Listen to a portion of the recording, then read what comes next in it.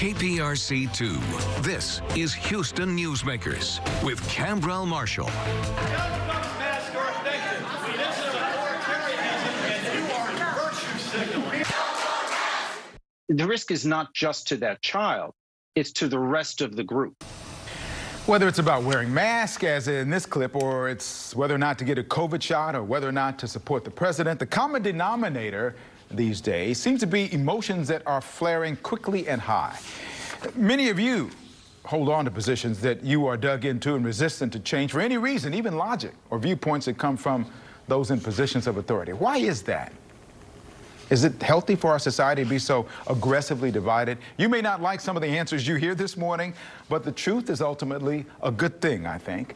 Audrey Omenson is the clinical director at the Nick Finnegan Counseling Center, where she and other counselors work to help people relieve the stress of everyday life and the negative consequences that may come as a result of all of that.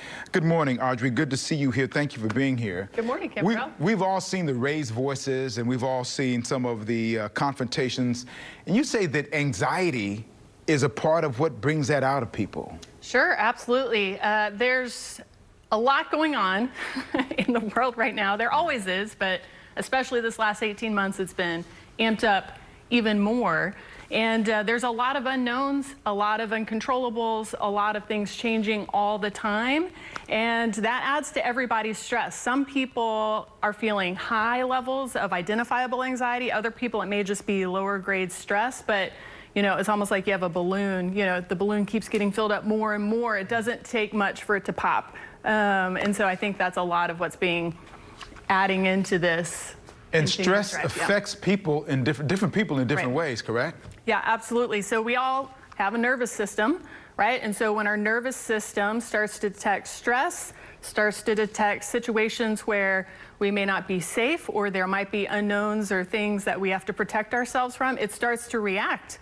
And it's all automatic. So things like fight, flight, shut down, those types of things, our body starts to react. Like, think about those times when you're stressed or you're feeling defensive or upset about something. You know, your body starts to react. And so that really starts to get our brains to hone in on just like, we're going to lock down on this one thing that we feel like is the safe thing that we think, and it can be really hard to shift out of that once your nervous system gets really activated. And it may not be an active threat of a person coming forward, but just an ideology even to get that out and actually change the personality of people. Right, absolutely. Yeah, things like I'm fear, even perceived threats, right? Maybe it's not an actual threat, but maybe my body kind of perceives it as that. But things like these people aren't taking safe precautions to prevent this pandemic from growing even worse, or these other people are trying to take away my freedoms, or like all these other types of things that can be really perceived as a threat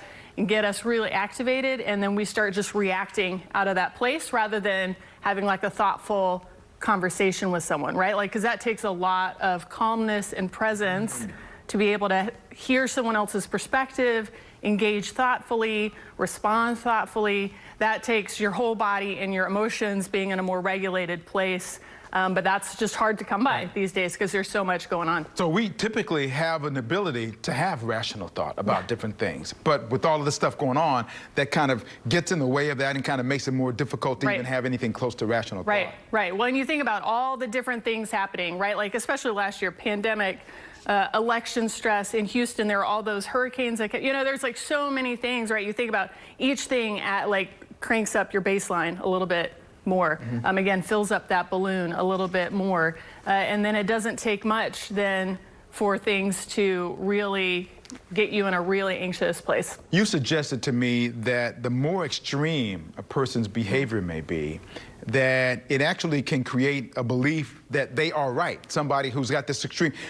How is that? How does that work? Well, I mean, we all want to find certainty and explanations, especially during times when there's not, that's hard to come by. The more anxious we get, or the more buy-in we have to a certain belief system, the more it's important that we believe that that's the right belief system to be in. And so it can really cause us to go into like either or types of options, like you're either this or you're this. You're either right or you're wrong. It's either this or this. And the ability to see other options that might be in the middle Or like, hey, maybe part of my perspective is valid, but also maybe part of your perspective is valid too. That gets harder to do. Is there a way to know when we've crossed the line as far as rational thought is concerned, or that we might need help?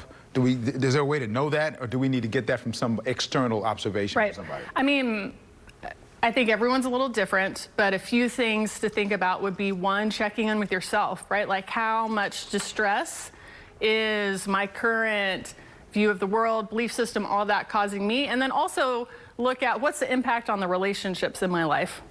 Like, am I still able to have some connection or relationship with people, or are those am I cutting off people all the time, or, like shutting friendships down, or like have strain and a lot of things, like those types of things. And that may not mean that you're wrong, but it might mean that the distress that's being caused by your belief system and how you're navigating it may be causing harm and negative impact in your own life and in the relationships around you. See, you know what? It's been, I'm feeling so much more calm.